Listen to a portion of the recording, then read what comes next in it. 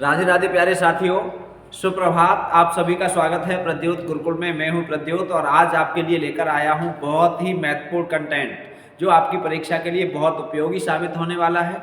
हिंदी एवं संस्कृत दोनों ही परीक्षाओं के लिए उपयोगी होगा। विशेषतः हम लोग हिंदी की चर्चा कर रहे हैं, लेकिन हिंदी वाले संस्कृत से भी जुड़े हुए हैं। टीजीटी, पीजीटी एवं अन्य परीक्षाओं में हिंदी के साथ साथ संस्कृत से भी प्रश्न पूछे जाते हैं। तो ये विशेष रूप से हिंदी के लिए भी है और संस्कृत के लिए भी है। दोनों परीक्षाओं के लिए उपयोगी कंटेंट लेकर आया हूं। चलिए, आज का हमारा कंटेंट है 10 रूपक, अर्थात रूपक। संस्कृत में नाटक को रूपक कहा गया है और रूपक के 10 भेद माने गए हैं। ये परीक्षाओं में प्रश्न कई बार आता है कि रूपक के कितने भेद हैं, तो 10 भेद हैं। रूपक के भेद 10 होते हैं, ठीक है, ये हम लोग पढ़ चुके हैं। और उपरूपक के भेद होते हैं 18। उपरूपक कितने होते हैं? 18 होते हैं, ठीक है। तो ये हमने एक क्लास में चर्चा की थी, आपको शायद याद हो।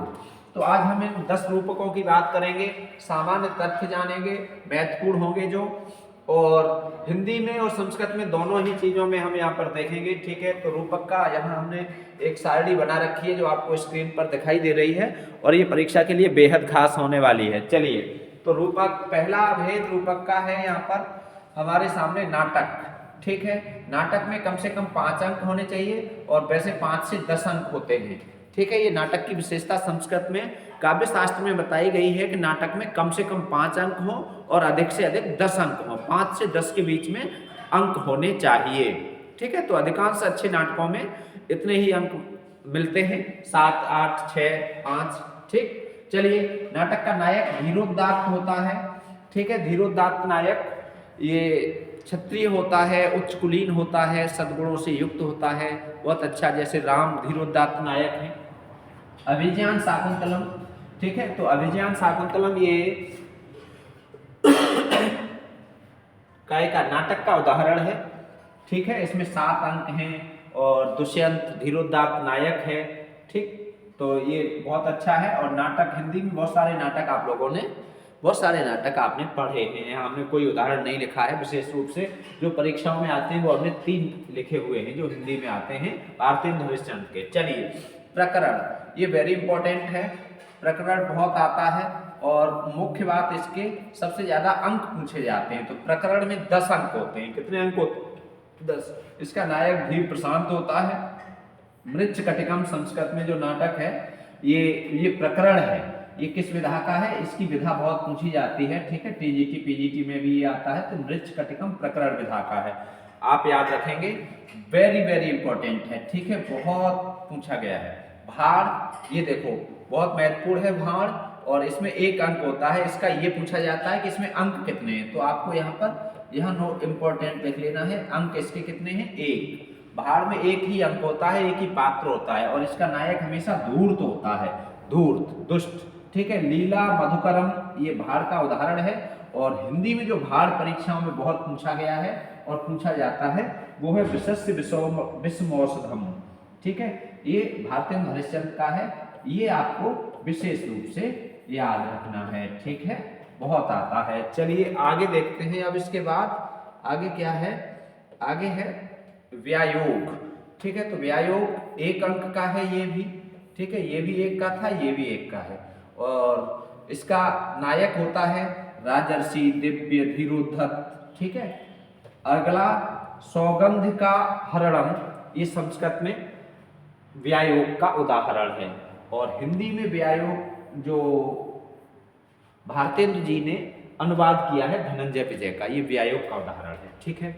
चलिए, समवकार, ये समवकार रूपक का एक भेद है। ऐसे भी पूछा जाता है कि प्रकरण क्या है, भाड़ क्या है, व्यायोग क्या है, तो ये रूपक है। समवकार क्या है, टिम क्या है, ईहा मृग क्या है, तो ये क्या है? ये सब रूपक हैं। इसमें कितने होते हैं? इसमें 3 होते हैं, ठीक है।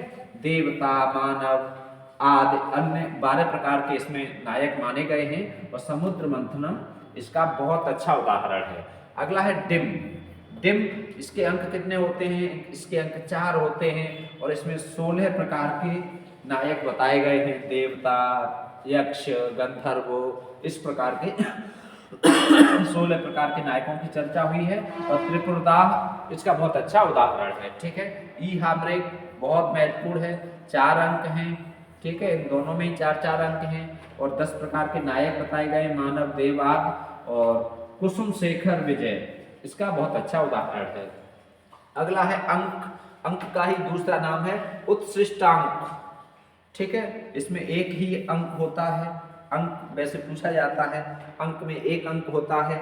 ठीक है, एक अंक ही कह लो, और ये साधारण इसमें नायक होता है शर्मिष्ठा ययाति, इसका एक बहुत अच्छा उदाहरण है। ठीक है, शर्मिष्ठा ययाति ये संस्कृत का है। बीथी, बीथी भी एक अंक का होता है और इसका नायक कल्पित नायक होता है। ठीक है, और मालविकाग्निमित्रम इसका बहुत अच्छा उदाहरण है। ठीक है, त्रोटक भी कहते हैं मालविकाग्निमित्रम को। अगला है प्रहसन, ये प्रहसन ये हास्य नाटक होता है। ठीक है, एक अंक का होता है, निंदनीय पुरुष, और इसमें अलग तरह के भी कई तरह के पात्र होते हैं। ठीक है, और कंदर्प के संस्कृत में इसका बहुत अच्छा उदाहरण है, और हिंदी में ये वेरी इंपॉर्टेंट बहुत आता है, वैद्य की हिंसा हिंसा में भवत और अंधेर नगरी, ये दोनों प्रहसन हैं। ठीक है, असिस्टेंट प्रोफेसर में अभी 2021 में पूछा गया था अंधेर नगरी किस प्रकार का नाटक है, तो ये प्रहसन है। ठीक है, तो ये संस्कृत में। अब देखो ये दोनों हैं जो नाटक और प्रकरण, इनमें जो नाटक की संधियां हैं वो 5 संधियां प्रयुक्त होती हैं। ठीक है, ये पूछा जाता है, तो नाटक में और प्रकरण में 5 संधियां आप नोट कर लेंगे, 5 संधियां प्रकरण होती हैं वो प्रयुक्त होती हैं। नाटक में मुख्य रूप से श्रृंगार और वीर रस की प्रधानता होती है। ठीक है, अन्य रस गौड़ रूप में आते हैं, या तो श्रृंगार प्रधान होगा या वीर रस होगा। ठीक है, चलिए तो आज की क्लास के लिए इतना ही, मिलते हैं फिर से एक नए कंटेंट के साथ और अच्छे कंटेंट के साथ। तब तक जुड़ते रहिए और दोस्तों को शेयर करते रहिए। राधे राधे।